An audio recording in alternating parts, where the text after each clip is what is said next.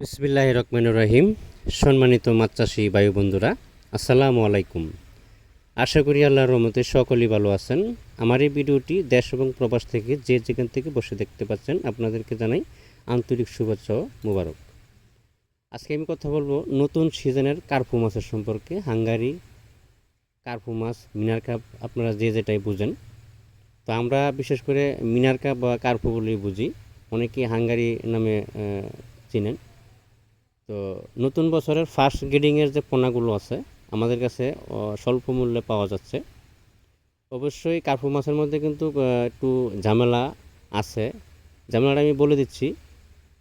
যেমন কার্পু মাছ কিন্তু আপনার 3 ইঞ্চি 4 ইঞ্চি সাইজের আসলে কিন্তু পেটের ডিম চলে আসে। তো এই বিষয়গুলো আপনারা লক্ষ্য করবেন।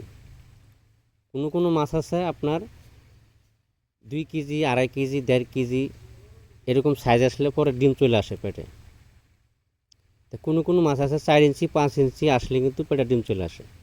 তো এই বিষয়গুলি লক্ষ্য করে তারপরে যে কোনো হ্যাচারি থেকে মাছের পোনা ক্রয় করার চেষ্টা করবেন, যাতে মাথার মাছগুলো ক্রয় করতে পারেন। বড় বড় ব্রড মাছ থেকে যে উৎপাদিত পোনাগুলো আছে এই পোনাগুলো ক্রয় করার চেষ্টা করবেন, তাহলে আপনার জন্য চাষের ক্ষেত্রে সুবিধা হবে বা কালচারের ক্ষেত্রে সুবিধা হবে।